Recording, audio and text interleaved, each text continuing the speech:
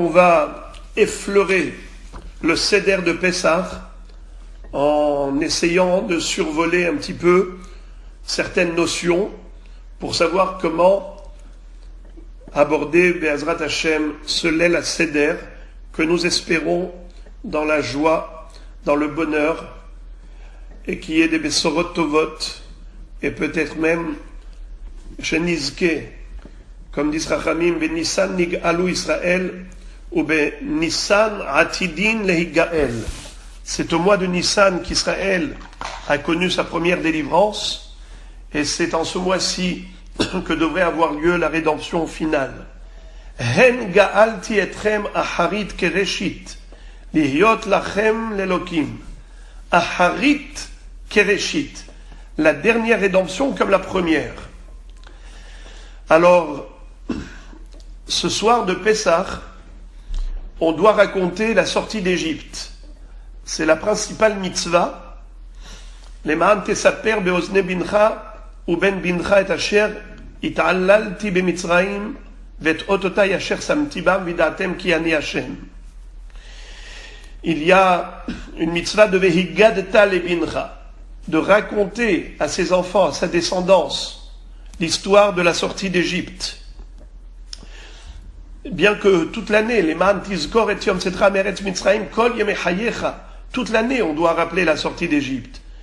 Car au travers de ce récit, on se rend compte, on prend conscience pleinement du fait que c'est Akadosh Baruch Hu, le créateur de l'univers, de tout le cosmos. Mais ce soir-là, il y a une mitzvah spéciale de Sipur Yetziat Mitzrayim, comme nous avons eu l'occasion hier soir de développer longuement le sens profond de la Haggadah de Pessah, Baruch Hashem. Mais maintenant, nous allons passer à la partie plus pratique. Il y a 15 simanim. Kadesh Uhatz Karpas Yahatz Magid Rortza Motzi Matza Maror Korer Shulchan Orer Tzafun Barer Hallel Nirtza. Ces 15 simanim, c'est juste un mnémotechnique par rapport aux différentes mitzvot qu'on doit pratiquer, mais le Gaon de Vilna était très loin. Il a carrément fait un calcul qui nous permet d'arriver à 64 mitzvot pendant la nuit de Pessah, depuis Harvit, depuis le début de Harvit jusqu'à la fin du Seder, 64 mitzvot. Chaque détail, chaque siman inclut certains détails.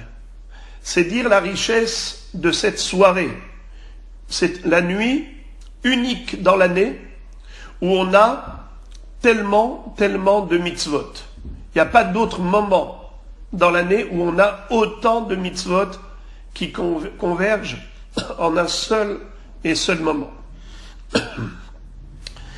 De ce fait, on doit se concentrer, se préparer, arriver avec un état d'esprit de sérieux, d'investissement au niveau émotionnel, au niveau réflexion, sur le plan intellectuel, sentimental. On doit être entièrement investi dans ce qu'on va faire cette nuit-là.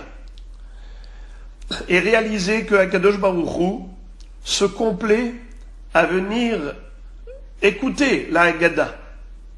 Comme dit le Zohar Akadosh, qu'Hachem va dire au Pamalia Shel Ma'ala, au régiment, aux troupes d'anges célestes.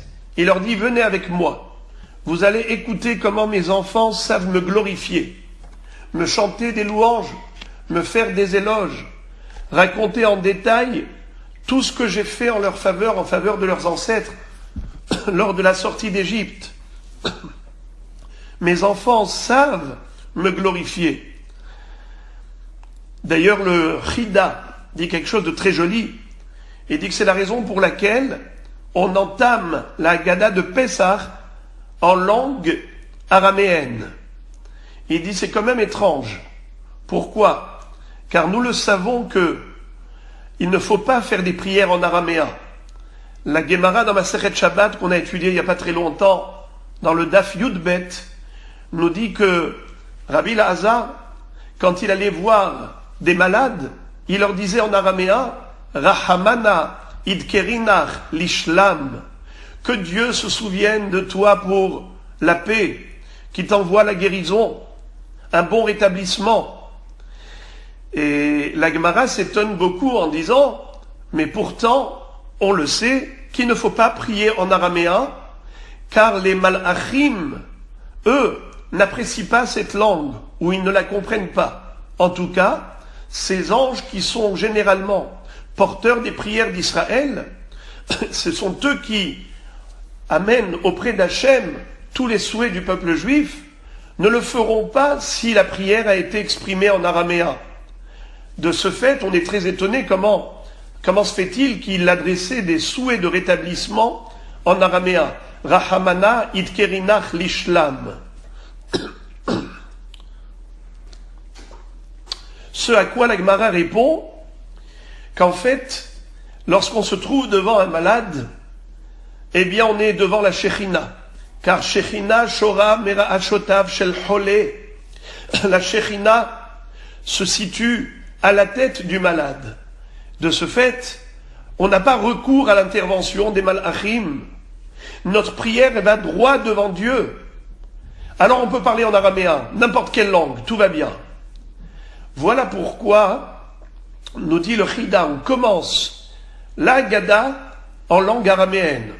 Halachma'anya di achalu avhatana be'ar'a de Mitzrayim. Kol dirfin yete ve'yechol, kol ditzrich yete ve'ifsach. Pourquoi en araméen? Pour dire que ce soir, on a le privilège d'accueillir la Shechina chez nous à la maison. Alors on n'a pas besoin en effet de l'intervention des malachim, car Dieu est parmi nous, et donc c'est à lui qu'on s'adresse directement. Nous savons que l'accomplissement des mitzvot requiert généralement une kavana. Quand on fait les mitzvot, il faut penser à s'acquitter de son devoir. Mitzvot, tzrichot, kavana. Si j'ai fait une mitzvah, mais je n'avais pas l'intention de faire cette action pour la mitzvah, on n'est pas quitte. Car la halakha, c'est que mitzvot, tzrichot, kavana. Malgré tout, le Hayé Adam nous dit qu'en général, une personne qui fait une mitzvah, elle est quitte, car on considère qu'elle a certainement une kavana sous-jacente. Exemple, un homme qui porte les téphilines, est-ce qu'il avait une raison de le faire? Il n'avait aucun intérêt si ce n'est pour la mitzvah. Alors même s'il ne l'a pas dit explicitement, c'est implicite. Car si on fait la mitzvah, c'est bel et bien pour une raison. Donc même si on n'a pas dit clairement, je fais la mitzvah, je fais cette action pour m'acquitter de mon devoir, eh bien on est quitte tout de même.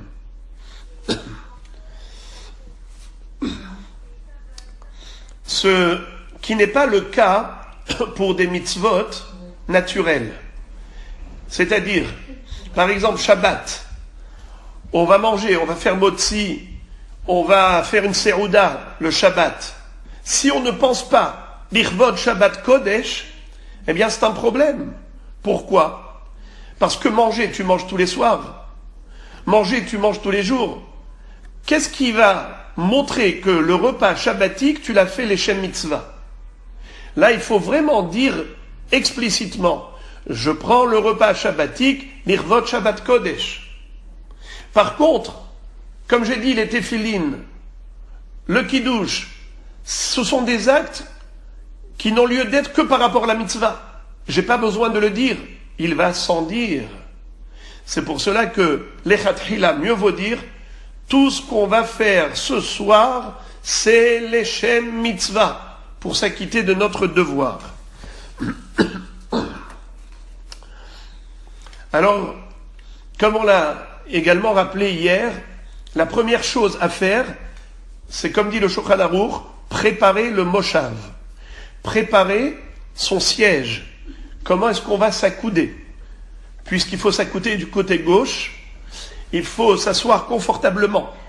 On ne peut pas s'asseoir sur une chaise et tordre le dos et le cou au moment où on boit ou on mange en disant voilà, j'ai fait une heseba. C'est n'importe quoi.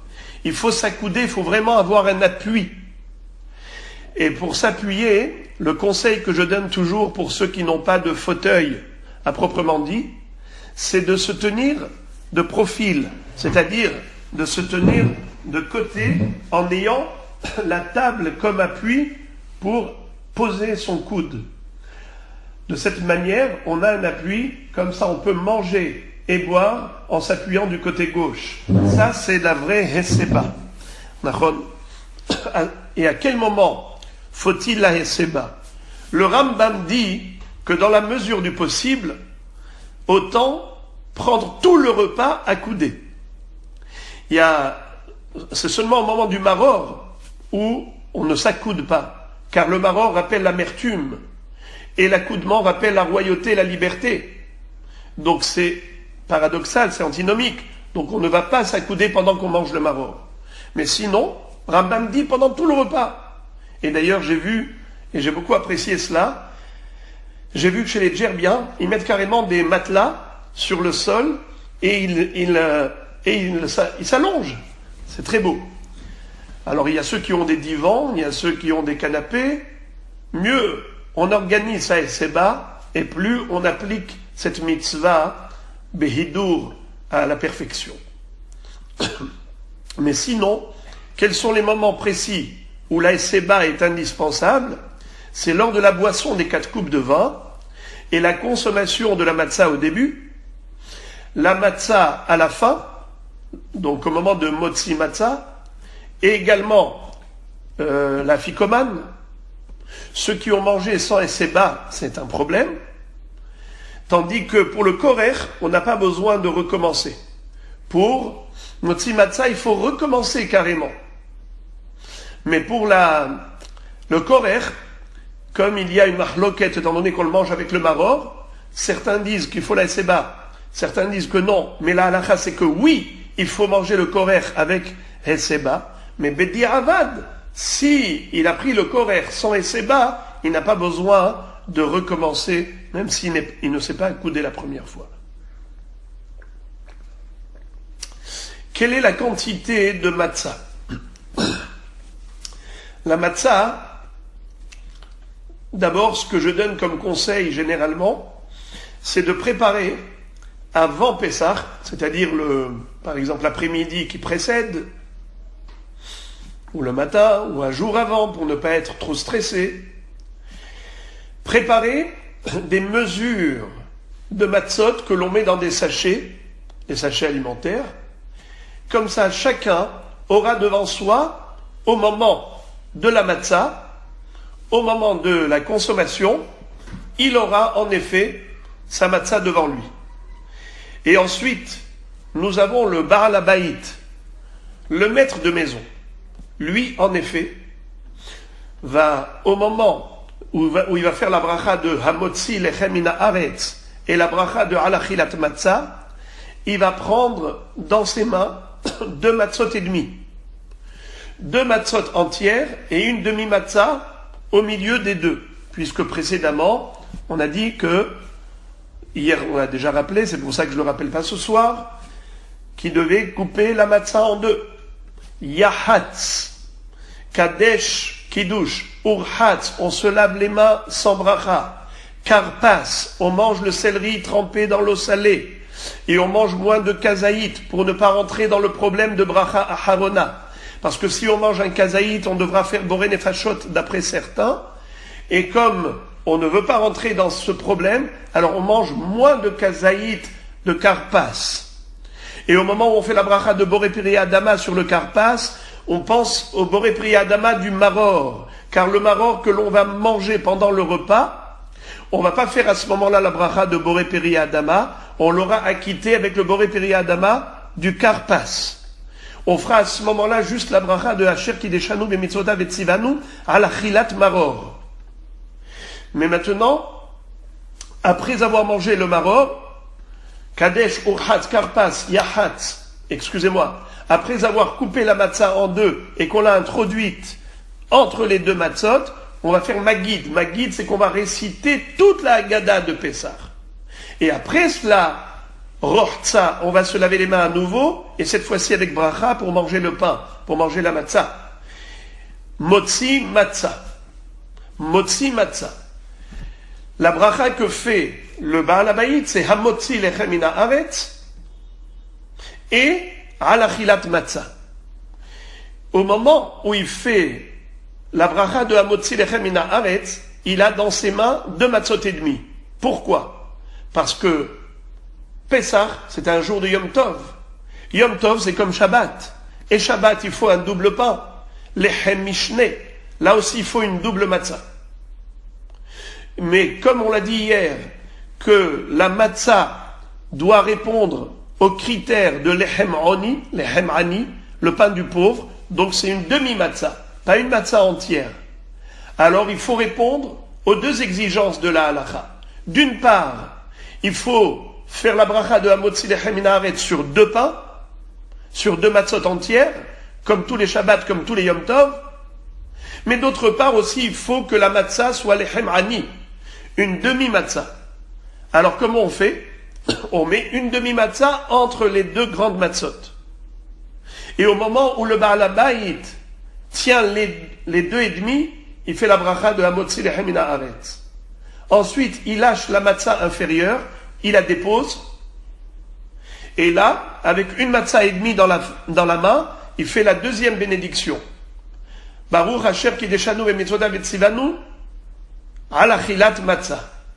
Car alachilat matzah, maintenant, c'est par rapport à la demi-matzah qu'il a entre les mains. Eh bien, Moraï Verabotaï, qu'est-ce qu'il va faire maintenant le Baal Habayit? Il va se mettre à manger. Il va se mettre à manger et les autres vont attendre. Vous allez me dire, mais eux aussi, ils ont préparé leur petit sachet. Alors chacun n'a qu'à manger de son petit sachet. Mais la réponse, c'est que la bracha doit être faite, comme on a dit, sur une matzah entière, pas sur des petits bouts. Alors, il faudrait que, et en plus il en faut 2, alors il faut que le Baal Habayit donne un petit morceau à tout le monde. Il donne surtout un petit morceau de la petite, c'est-à-dire de la demi-matzah, à la chilat matzah, qui leur donne un petit bout de cela. Et quand il leur donne un petit bout de cette matzah, ils vont donc goûter à la matzah de la bracha. Alors qu'est-ce qu'il faut faire? Il faut que lui d'abord mange un petit bout. Parce que si il ne mange rien, il va y avoir trop d'interruptions entre sa bracha et sa consommation. Alors qu'est-ce qu'il fait? Il goûte un petit bout de matzah. Comme ça, quand il a dit Hamotzi lechem min haaretz, alachilat matzah, il mange un petit bout. Ensuite, il distribue. Et ensuite, il se rassoit et tout le monde mange à ce moment-là le kazaït de matzah en étant accoudé. Maintenant, on va parler du shi'ur, c'est-à-dire le volume ou le poids de matzah que les gens doivent manger. Le Baal Habayit, lui, il doit manger 2 kazaït. Pourquoi? Le Mishnah Berurah nous dit qu'il y a un problème par rapport à la bracha qu'il a récité, comme il a dit, al-achilat matzah. Le mot achila, dans la Torah, ça requiert un kazaït, comme le volume d'une olive. Moins que le volume d'une olive, la consommation n'est pas considérée comme telle. Donc, achilat matzah, il faut kazaït. Mais, kazaït de quoi? De la grande matzah entière ou kazaït de la demi-matzah? Comme il y a une discussion, alors celui qui a fait la bracha de alachilat matzah, il doit manger 2 kazaït. 2 fois le volume d'une olive, et je vais expliquer dans quelques secondes c'est quoi le volume d'une olive.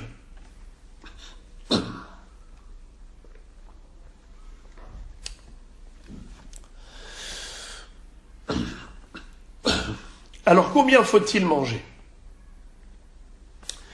Le volume d'une olive, une olive, généralement, on dit que c'est 27 grammes. Pourquoi c'est 27 grammes? C'est la moitié de kabetza. Kabetza, le volume d'un œuf, c'est 54 grammes. La moitié, c'est 27.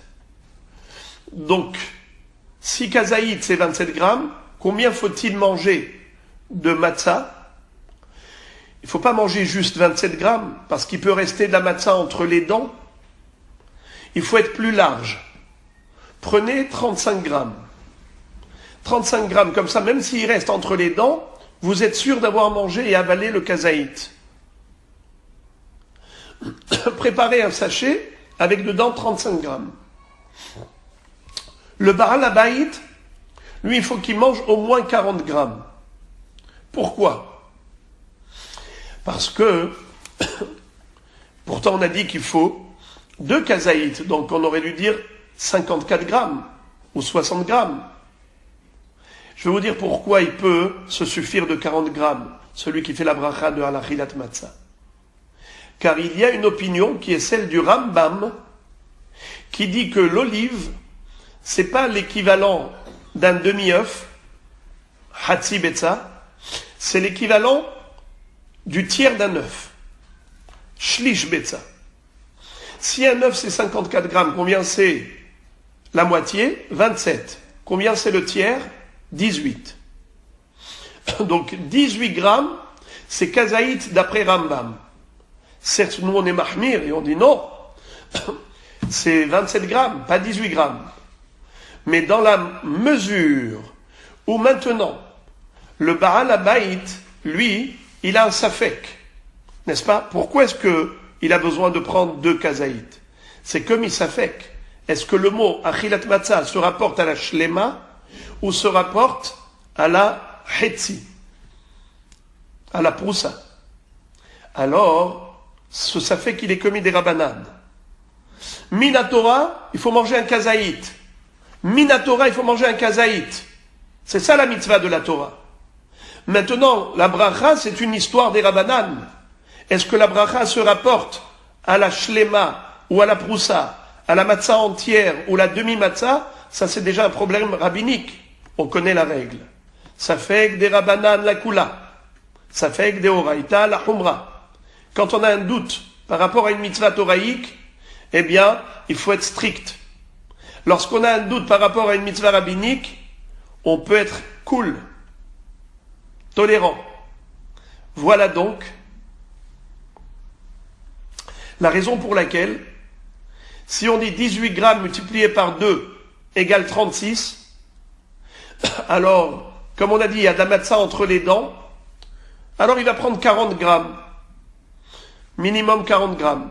Avec cela, déjà c'est sûr qu'il a les 27 grammes du kazaït minatora, et en plus, il s'acquitte même d'après ce safek-là, est-ce qu'il motzi matzah, c'est-à-dire la bracha de achilat matzah, elle se rapporte à la shlema ou à la proussa, ce safek-là est également couvert. Comment on l'a couvert? Grâce au Rambam, qui a dit que kazaït c'est 18 grammes. 18 fois 2 égale 36, donc d'après Rambam, il a mangé 2 kazaït tranquille.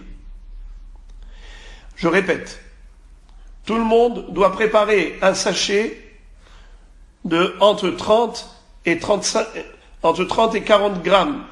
Soyons un peu généreux. D'accord? Quand vous mettez sur la balance, ça fait 40 grammes, vous mettez dans votre sachet. Le strict minimum, c'est 27 grammes. Mais comme il reste entre les dents, il ne faut pas prendre le strict minimum. Il faut prendre à peu près 30-35 grammes.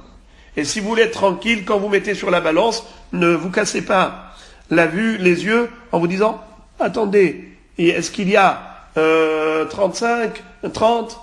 Mettez 40, vous êtes tranquille.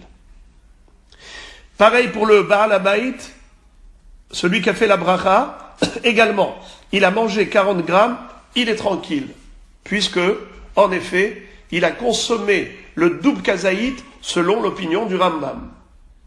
Donc tout va bien au niveau du kazaït de matzah. Maintenant, allons-y au maror. Le maror également, il faut manger un kazaït. Et comme nous l'avons dit, que le kazaït généralement, c'est 27 grammes si on dit que c'est une demi-betza. la moitié de 54 grammes qui est le volume de l'œuf. Mais, d'après Rambam, on a dit que c'était 18 grammes. 18 qui est le tiers d'un œuf. Le maror, c'est une mitzvah de la Torah, ou bien est-ce que c'est une mitzvah des Rabbanan?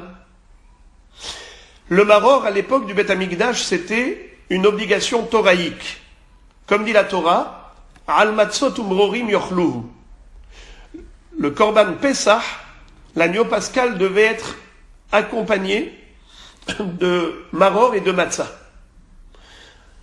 On mangeait de la viande, et on mangeait de la matzah, et on mangeait du maror. D'ailleurs, c'est pour ça qu'on va manger le korech, le sandwich. Pourquoi on mange le sandwich? Zecher la migdash kehilel azaken, shehaya kochan ve'ochlan bebatahat, lekayem hashene emar, al matzot umorim yochluhu. Car en effet, Hillel Azaken, dans le Beth Amikdash, c'est comme ça qu'il consommait l'agneau pascal. La viande en sandwich, avec la matzah et le maror. Korech. Eh bien, de nos jours, malheureusement, on n'a pas eu encore l'occasion, nous espérons que cela arrive très bientôt, peut-être ce Pessah, de manger l'agneau pascal avec la matzah et maror. Dans ce cas, la mitzvah de manger le maror serait minatora. Mais pour l'instant, tant que le Beth Amikdash n'est pas reconstruit, le maror n'est que midera banane, en souvenir du maror qu'on mangeait à l'époque dans le Beth Amikdash. De ce fait, étant donné que le maror n'est que midera banane, alors on peut se suffire de 20 grammes dans l'absolu. Celui qui veut être mahmir, qui prenne 30 grammes de maror. Celui qui veut se suffire de 20 grammes, c'est possible. Pourquoi 20 grammes? Comme je viens de le dire, c'est une marloquette entre Rambam et les autres Rishonim, à savoir, est-ce que Kazaït, c'est le volume de Chatsi Betza ou de Shlish Betza? Rambam qui dit que c'est Shlish Betza, ça fait 18 grammes. Donc en prenant 20 grammes, tout va bien. Ah, tu vas me dire que c'est que le Rambam, oui. Mais comme c'est une mahloquette à propos d'une mitzvah rabbinique, la règle étant, ça fait que des rabbanan, la kula. Quand le débat est par rapport à une mitzvah qui n'est que d'ordre rabbinique, on peut s'appuyer sur l'opinion la plus tolérante. Donc voilà pour ce qui en est du volume de consommation de la matzah, également du maror. Maintenant, passons au volume de boisson des 4 coupes de vin. Ces coupes de vin doivent contenir au moins révi'it. Révi'it, c'est combien? Alors, il fut un temps où les rabbanim disaient que c'était 8 centilitres, 6. Jusqu'au jour où le Rav Ovadia Yosef Zatzal a dit que c'est 8 centilitres, 1, après vérification, par rapport à des pièces qu'on a retrouvées à Oxford de l'époque du Rambam. Et donc il dit c'est 8 centilitres, 1. Maintenant, ça donne quoi 8 centilitres, 1? Voyez-vous ce verre qui est dans ma main? Ce verre-là fait à peu près 20 centilitres, entre 18 et 20 centilitres. La moitié, c'est 9-10 centilitres. Un peu moins de la moitié, c'est ça le révi'it. D'accord? Alors, c'est la quantité minimale, révi'it. Combien faut-il boire? Il faut boire de préférence tout le révi'it. C'est la raison pour laquelle il ne faut pas prendre des grands verres. Prenez des petits verres où il y a presque, on va dire par exemple, un verre qui fait 10 ou 15 centilitres, pas plus, de manière à ce qu'au moment où vous buvez déjà Rov Kos et en même temps Révi'it. Il faut boire Révi'it et Rov Kos. Il y a 2 halachot. Première halacha, c'est de boire Révi'it. Deuxième halacha, c'est qu'il faut boire Rov Kos, la majorité du verre. Donc ne prenez pas un grand verre. Si vous prenez un verre par exemple de 15 centilitres, c'est très bien. Parce qu'en buvant 8 centilitres, quelque chose du verre, vous avez bu la majorité de 15 centilitres, Donc déjà Rovkos, et vous avez bu Revi'it, puisque vous avez bu 8 centilitres,1. Donc, ça c'est pour ce qui en est des shiurim de boissons de vin. Qu'est-ce qu'il faut prendre comme vin? De préférence, il faut prendre le meilleur vin, c'est-à-dire des grands crus et crus. C'est-à-dire pas mévouchal, pas du vin qui a cuit. De préférence.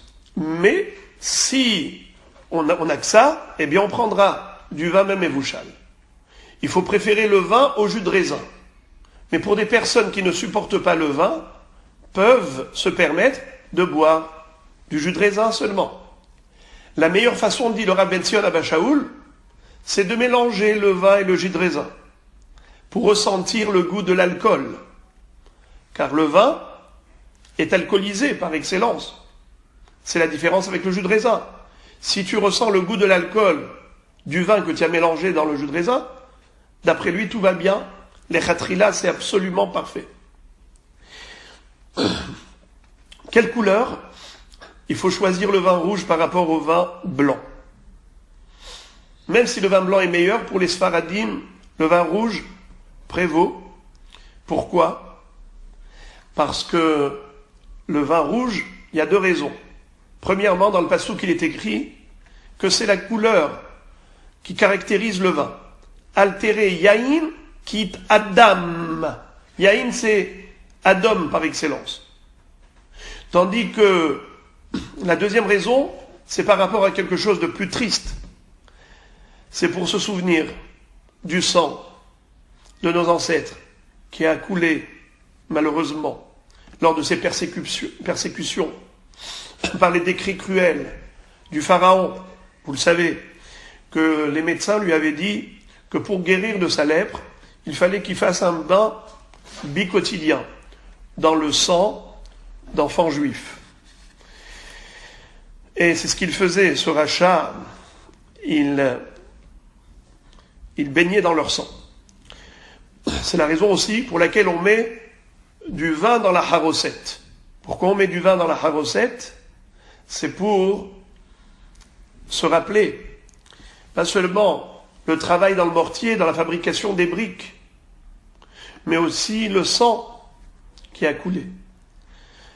Vous vous rappelez que Hachem a pris la décision de détruire Mitzraïm lorsque l'ange Gabriel est arrivé avec une brique qu'il a présentée à Dieu. Qu'est-ce qu'il y avait dans cette brique? Il y avait un petit fœtus. C'était une femme enceinte qui, voyant que son mari n'arrêtait pas de travailler, qu'il était exténué, elle est venue pour l'aider. Et elle se met elle aussi à battre avec ses pieds le mortier pour la fabrication des briques. Il n'y avait pas de bétonnière. C'était en tapant des pieds qu'on fabriquait le mortier. Eh bien, elle a perdu son bébé. Elle a avorté. Le petit est tombé. Et, comme dit le passouk, Vetahat raglav kemaase livnat asapir ou keretzem hashamaim la tohar. C'est-à-dire qu'au pied du trône divin s'est retrouvée cette brique-là que l'ange a présentée à Dieu. Livnat asapir. Livnat asapir, ça veut dire une brique de saphir. Mais en fait, Chachamim nous disent que c'était une brique de Shapir. Shapir, c'est le fœtus. Il va dire à Kadosh Baruch Hu, voilà les atrocités que subissent tes enfants. C'est là que Dieu a pris la décision de mettre fin au règne de Mitzraïm. Et c'est là qu'il leur a infligé les 10 plaies.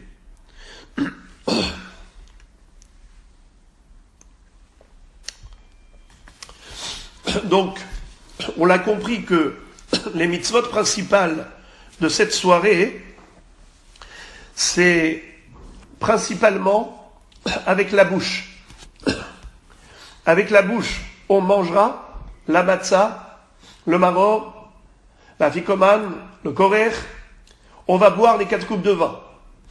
Avec la bouche, on va prendre le bon repas du Shulchan Aruch. Mais avec la bouche, on va beaucoup parler. Avec la bouche, on va réciter les louanges de Dieu au travers de la Haggadah, du Hallel, de Birkat Hamazon. On va réciter le Kiddush. Les Arba Kosot, d'ailleurs, accompagnent ces 4 mitzvot. Kadesh, Urhatz, Karpas, Kiddush, Haggadah, Birkat Hamazon et Hallel. Après Kiddush, un verre de vin. Après Haggadah, un verre de vin. Après Birkat Hamazon, encore un. Et après Hallel, encore un. Nous, les Sfaradim, on ne récite la bracha de Boré Pri Geffen que lors du Kiddush pour le premier verre et qu'après Birkat Hamazon pour le 3e verre. Car Birkat Hamazon a mis fin à la boisson des 2 premiers verres.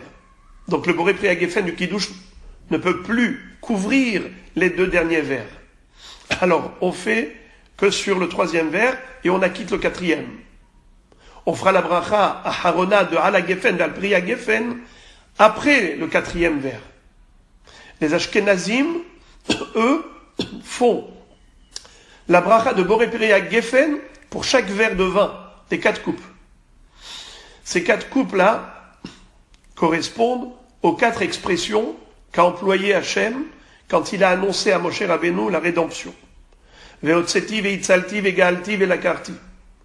Je les ferai sortir de cet esclavage, de cette oppression. Ve'otseti etrem mitahat sivlot mitzraim. Ve'itzalti etrem me'avodatam. Je vous sauverai de l'esclavage. Ve'gaalti etrem mizroa netuya. Je vous délivrerai par ma main puissante. Ve'lakarti etrem lileam. Et je vous prendrai comme peuple, ve'iti lachem elokim, et je serai votre Dieu. Par Kabbalat Torah. Donc ce soir, du Seder de Pessah. Pessah. C'est quoi Pessah? Pessah. La bouche et qui parle. P, c'est la bouche qui mange. Sah, c'est la bouche qui parle. Siha. Donc, voilà tout ce qu'on fait pendant toute cette soirée. On mange, on parle. On parle, on mange. On chante. Mais notre bouche n'est pas au chômage technique. Ce soir, on ne peut pas avoir une langue de bois. Il faut travailler. Il faut s'investir dans ces mitzvot. Et comme je l'ai dit, avec un esprit de Avodat Hashem. On est là au service d'Hashem. D'ailleurs, pour le 15e siman, c'était quoi? Hallel Nirtza. Ça veut dire quoi, Nirtza? Agréé. On demande à Akadosh Baruch Hu d'agréer nos mitzvot. Tout ce qu'on a fait ce soir, c'était combien de mitzvot? 14. La 15e, Nirtza, c'est juste dire à Akadosh Baruch Hu, agrée les 14 mitzvot. Tout ce qu'on a fait, on ne veut pas l'avoir fait pour rien. On voudrait tout simplement te faire plaisir. Qu'est-ce qu'on cherche à faire? C'est pas juste des coutumes. Ce sont des mitzvot qui sont l'expression de la volonté d'Akadosh Baruch Hu. Et de ce fait, il faut avoir vraiment une kavana dans tout ce que l'on fait. Est-ce que vous m'entendez? Eliaou, dites-moi, est-ce que vous m'entendez? Baruch Hashem, Toda Rabba, Baruch Tiye. Même les dames sont tenues. De toutes les mitzvot de ce soir. Pour la Haggadah de Pessah, il y a une discussion à ce propos. Est-ce qu'elles sont chayavot? La halakha, elle est que oui, mais si par exemple elles ont été très très occupées par le service et ainsi de suite, il y a un strict minimum, c'est les 3 mots. Pessah, Matzah ou Maror. Rabban Gamliel aya omer kol mi shelo amar shlosha dvarim elu bapessah lo yatsa yedei chovato. Celui qui n'a pas dit ces 3 mots, eh bien, il n'est pas quitte. Donc, la femme doit au moins lire le passage relatif à ces 3 éléments, ces 3 termes, Pessah, Matzah et Maror, et leur explication, leur raison d'être. Il y a la mitzvah de la Haggadah qui est, comme on l'a expliqué hier, très, très complexe. Elle est composée de questions et de réponses, et surtout du détail dans la narration de l'histoire. On doit mettre en relief chaque élément. C'est ça le sipour. La différence entre Zecher l'Itziat Mitzrayim, c'est juste rappeler la sortie d'Égypte. C'est quelque chose qu'on peut faire succinctement, juste en évoquant Ani Hashem Elokechem Asher Hotzeti Etrem Eretz Mitzrayim, comme on le fait tous les soirs, comme on le fait tous les matins. Mais ce soir, il ne s'agit pas d'une mention, mais d'une histoire, de raconter, d'une narration. Donc tout doit se faire dans le petit détail. C'est pour cela aussi qu'il faut attirer l'attention des enfants, car ce sont eux l'objectif. La retransmission du récit, c'est surtout par rapport à la nouvelle génération. Pourquoi nous aujourd'hui, grâce à Dieu, on est si nombreux à célébrer la fête de Pessah avec autant de ferveur et d'enthousiasme? C'est parce qu'on a vu ça chez nos ancêtres, qui l'ont vu chez leurs ancêtres, qui eux-mêmes ont raconté avec autant de perfection toute l'histoire de la sortie d'Égypte, comme Hachem le souhaite. Et pour attirer l'attention des enfants, Chachamim ont institué par exemple le fait de tremper 2 fois. On trempe l'eau salée dans le karpas dans l'eau salée, on trempe le maror dans le haroset. Pourquoi 2 fois? Kedeshish alou atinokot, pour susciter l'intérêt des enfants. Pourquoi est-ce que on éloigne le plateau du seder avant même d'avoir commencé le repas? Pour susciter la curiosité des enfants.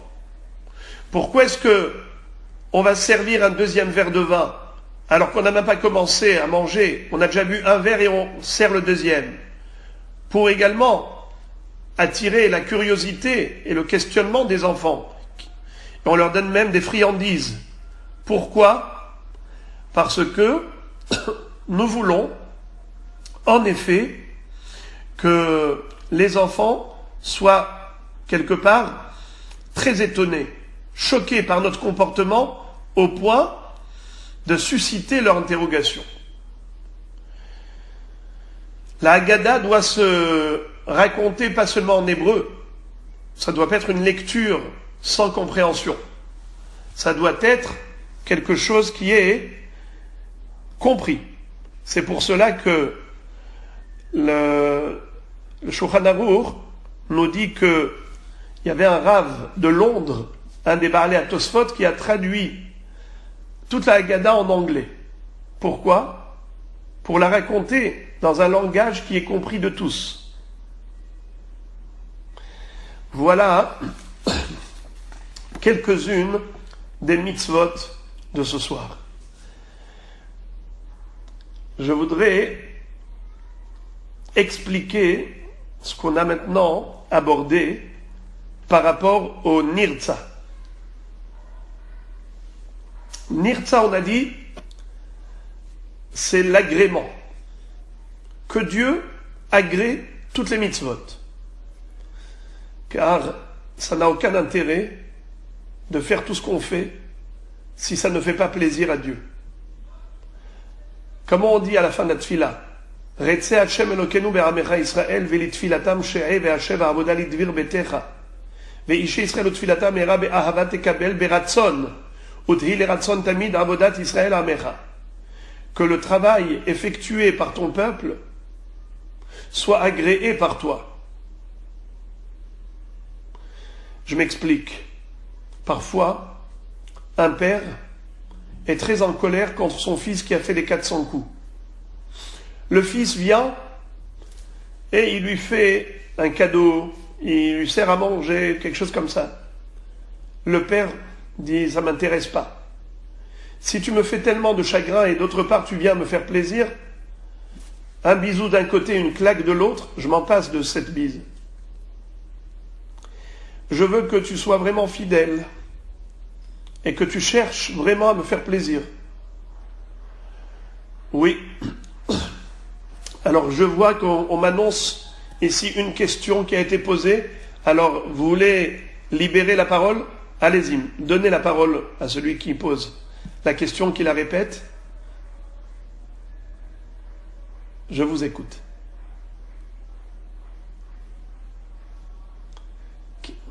Je n'entends pas la question.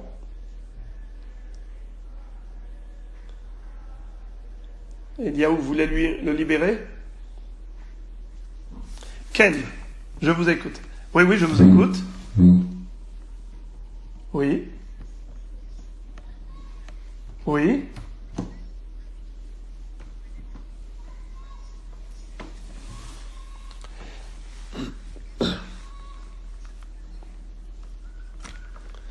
Alors, généralement, justement, les femmes ne sont pas tenues de ce Hallel. Deux petites secondes. 2 petites secondes.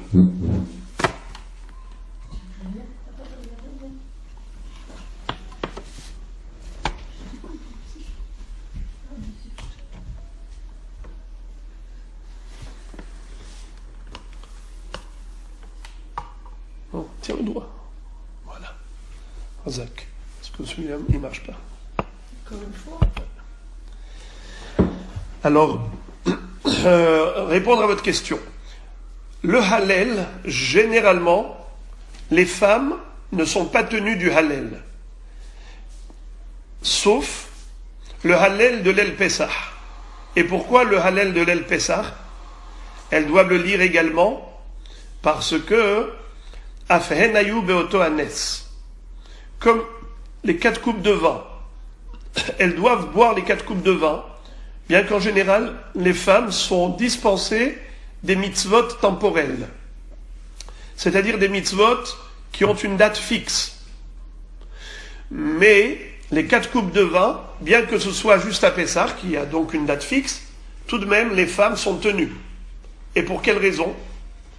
Parce que Afhen Ayu Beoto Anes, elles également ont partagé le même miracle. Comme elles ont partagé le miracle de Purim, elles ont partagé le miracle de Hanouka, elles ont partagé la sortie d'Égypte. Mieux encore, Rachid dit que c'est grâce aux femmes qui a eu le nes de Purim, pour ça qu'elles doivent doivent écouter la Megillah. C'est Esther Amalka.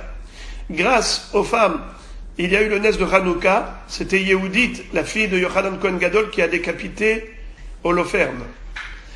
Et donc, elles doivent allumer les bougies de Hanouka.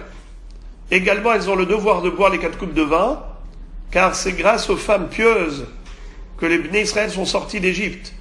Car sans elles, les hommes avaient perdu courage et ne voulaient plus avoir d'enfants, puisqu'ils voyaient leurs enfants être jetés dans le Nil, et surtout qu'ils n'avaient plus de force pour rentrer chez eux à la maison. Et donc c'était d'ailleurs le plan de Paro, c'était de séparer les couples, qu'il n'y ait plus de vie maritale, pour empêcher la démographie juive.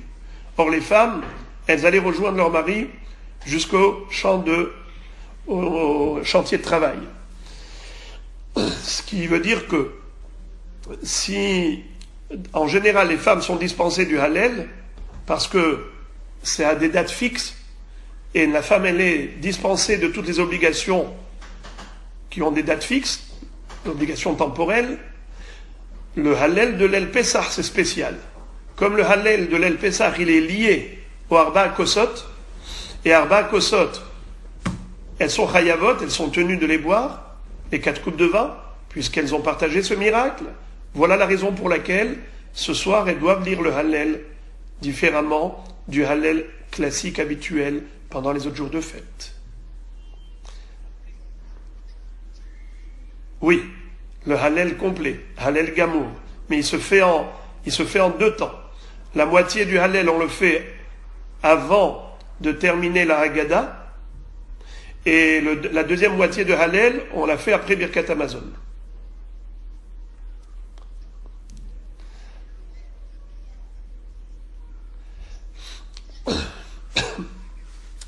Alors ça, en effet, c'est discuté. Ça, c'est discuté. Certains exigent en effet, mais dans l'absolu, il faut le savoir que le Hallel de la Hamida, qu'on fait après la Hamida, ça c'est que Mita'am Minhag. Le vrai Hallel en question de tout ce que je viens de dire, c'est le Hallel de comment on appelle ça, dans la Haggadah de Pessah.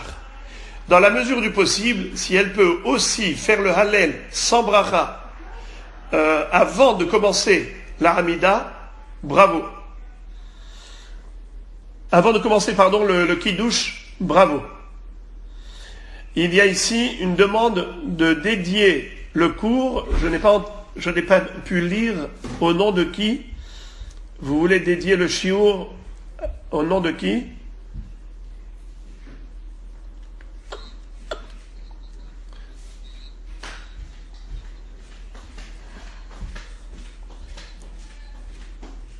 Yaakov ben Chana.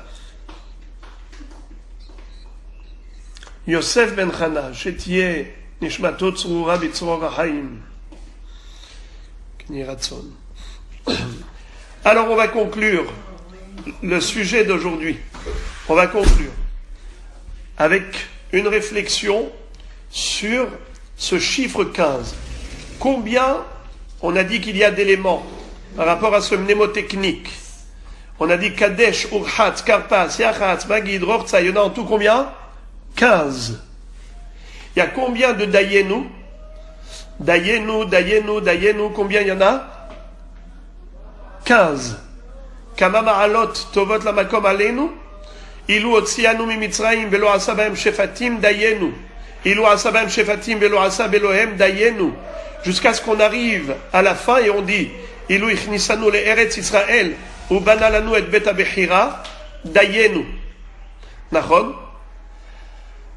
Le dernier élément des 15, c'est Bet Amikdash. Si Dieu nous avait fait rentrer en Eretz Israël, même sans nous avoir construit le Bet Amikdash, ça aurait été suffisant pour le remercier. Mais maintenant qu'il nous a en plus, non seulement qu'il nous a offert Eretz Israël, mais il nous a permis de vivre la construction du temple à l'époque de David Amelech, de Shlomo Amelech, eh bien, Alahad Kama Vechama, combien on se doit de remercier. Nachon? Dayenu. Alors, Rabotai, qui est-ce qui a construit le Bet Amikdash? C'est Shlomo Amelech. Shlomo Amelech était la 15e génération, depuis Abraham Avinu. Voyez-vous, le 15, depuis Abraham Avinu, la 15e génération, c'est Shlomo. Et c'est lui qui a construit le Bet Abechira dont on parle dans le 15e Dayenu. Et pourquoi ce chiffre 15 est relié et relatif au Bet Amikdash, Shlomo Amelech? C'est parce que Dieu, son nom c'est, parmi les différents noms d'Akadosh Baruch Hu, c'est Yud-Ke. Le Yud et le He. Pourquoi? Car avec la lettre Yud, il a créé le Olam Haba, et avec la lettre He, il a créé le Olam Hazeh. Ki beya Hashem tzur olamim. Beya Hashem tzur olamim, nous dit la Gemara dans Menachot. Olamim, c'est deux mondes. Beya, Yud, Olam Haba, et He, Olam Hazeh. Je vous économise les raisons que donne la Gemara pourquoi Hashem a choisi spécialement ces deux lettres. Quel est le rapport entre Olam Haba et le Yud? Le rapport entre Olam Hazeh et le He. Mais je préfère avancer. Nous voyons donc que le Yud, qui est à une valeur numérique de 10, et He de 5, en tout ça fait 15. Il y a combien d'éléments dans tout le cosmos? 15 éléments. C'est les 7 cieux et la terre, avec les espaces qui les séparent. Entre 7 cieux, il y a combien d'intervalles? 6 intervalles. Entre la terre et le ciel, encore un intervalle. Alors comptons. 7 cieux plus la terre, ça fait 8 éléments. Entre ces 8 éléments, il y a combien d'espaces vides? 7. 7 plus 8 égale combien? 15. Ce qui fait que Akadosh Baruch Hu, il est maître des 15. Comme dit le pasuk, Solu la rochev ba'aravot beyahshemo. Dieu s'appelle Rochev Aravot. Il chevauche le 7e ciel qui s'appelle Aravot, comme la Gemara dans Masechet Hagiga Daf Yudbet nous donne le nom de chaque ciel. Le 7e ciel s'appelle Aravot. C'est pour ça que Dieu s'appelle Rochev Aravot. Donc Hachem qui est Rochev Aravot, Beyah Shemo. C'est pour ça qu'il s'appelle Yudke. Car Yud et Ke, ça fait 15. Il y a en tout 15 éléments dans tout le cosmos, dans toute l'existence du monde. Et quand Kadosh Baruch Hu règne partout, jusqu'à la Terre même, la planète Terre, c'est que le Beth Amikdash est construit. Donc la Shekhinah réside dans la maison divine. Shlomo HaMelech, qui a construit la maison de Dieu, il a permis à Kadosh Baruch Hu d'arriver jusqu'au 15e élément, la Terre. Combien de générations a duré le Beth Amikdash jusqu'à ce qu'il soit détruit lors du premier temple? Eh bien, 15 générations. Depuis Shlomo HaMelech jusqu'au roi Tzidkia, il y a 15 générations qui se sont écoulées. Donc, 15 générations d'Abraham à Shlomo, 15 générations de Shlomo à Tzidkia. En tout, 30 générations. Le mois lunaire, il est de 30 jours. Pendant 15 jours, il progresse. Pendant 15 jours, il régresse. Nous dit le Zohar qu'à l'époque de Shlomo HaMelech, Sihara Bishlemuta. La lune était pleine. À quelle époque? À l'époque du roi Salomon. À l'époque du roi Salomon, la lune était pleine. C'est-à-dire que on a atteint l'apogée. C'était le paroxysme de la réussite d'Israël. Pour ça qu'il s'appelle Shlomo. Melech She'ashalom Shelo. Il a amené la paix de Melech Malchei HaMelachim dans ce monde. Il a fait la paix entre ce monde et l'autre. Il a ramené Dieu sur terre au travers de la maison divine qu'il a construite. Donc lui, il était la 15e génération. Et à quel moment la lune est pleine? La lune est pleine le 15e jour du mois. C'est pour cela que dans le Beth Amikdash, il y avait 15 escaliers où les Lévi'im se tenaient avec leurs instruments musicaux pendant Simchat Bet HaShoeva. Par rapport à ces marches, à ces escaliers, combien de Shir la Ma'alot se trouvent dans Tehilim? 15. David HaMelech, au moment où il avait construit les fondations du Beth Amikdash, il y avait un risque d'inondation. L'eau des abîmes a failli inonder le monde. Et donc il y a eu toute une histoire qui est longue à raconter jusqu'à ce qu'il a renvoyé les eaux au plus profond en écrivant le nom d'Hachem. Mais après ça, pour remonter et rehausser les eaux jusqu'à un certain niveau, il a composé 15 psaumes dans le Tehilim. 15 psaumes, Shir HaMa'alot, Shir la Ma'alot, Shir HaMa'alot, comme les Ma'alot du Beth Amikdash, les 15 escaliers du Beth Amikdash. Et en effet, on retrouve aussi 15 mots dans Birkat Kohanim. Yevarechecha Hashem v'yishmerecha. Ya'er Hashem panav elecha v'yoneka. Issa Hashem panav elecha v'yasem lecha shalom.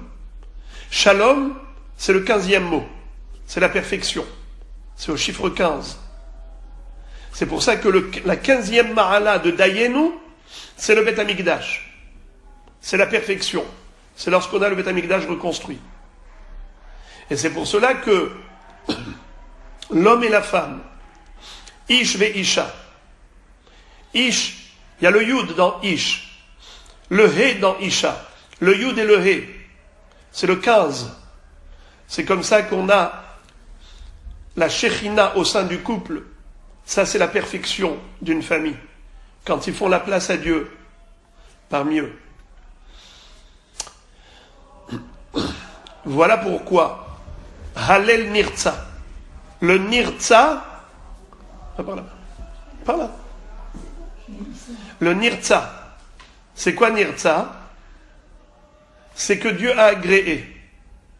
C'est en effet le 15e élément, la 15e dimension. Nous, on a fait les 14. Dieu fait le 15e. Nous, on a fait tout ce qu'on pouvait. On fait des mitzvot, des mitzvot, des mitzvot. Si on le fait de tout cœur, alors on peut mériter qu'Hachem agrée ce travail. Et que ce soit pas, chas v'shalom, comme ce que dit Rambam par rapport au rachat qui fait des mitzvot. Dieu dit, je n'en veux pas. Comme j'ai dit tout à l'heure, un enfant qui fait les 400 coups et après il vient embrasser son père. Il dit, mais ça m'intéresse pas. D'abord, montre que tu es vraiment un fils fidèle, qui est respectueux de la volonté de son père. Veta'avat atzadikim min ha'atzlachot le'afik ratson me'Hashem. Voilà donc, c'est le ratson. Nirtza, hallel, nirtza. Alors on a ces 15 éléments du Seder de Pessah. Donc on aura eu l'occasion ce soir d'en aborder quelques-uns, mais évidemment, il y a tellement de détails à approfondir encore.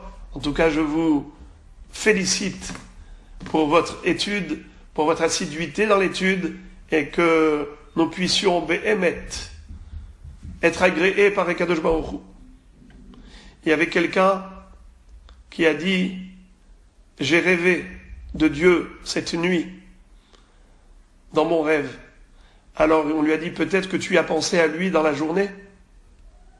C'est pour ça que tu as rêvé de lui. Il a dit, mais non, pas du tout. À quel moment voudriez-vous que je pense à lui? Le matin, j'ai fait shacharit, après j'ai mangé, j'ai fait birkat Amazon, et après ça j'ai étudié, et après ça j'ai fait mincha, arvit. Mais à quel moment voudriez-vous que je pense à Dieu? Non, j'y ai pas pensé. On peut tout faire, chas v'shalom, sans penser à l'essentiel. Que tout ce que l'on fait, on le fait pour lui. Dans cette situation de confinement, Hachem nous pousse dans nos retranchements, qu'on réalise qu'on n'est rien sans lui. Et que tout ce qu'on a à faire ici sur terre, c'est juste lui faire plaisir. On est là par lui, on est là pour lui. On doit prendre conscience de cela. On n'est pas là pour nous, on est là pour lui. Et si on le fait avec cette conviction, tout ce que l'on fait, alors là on est agréé. Parce qu'on lui a donné notre cœur. Pas seulement l'action de notre corps. C'est le cœur qui compte.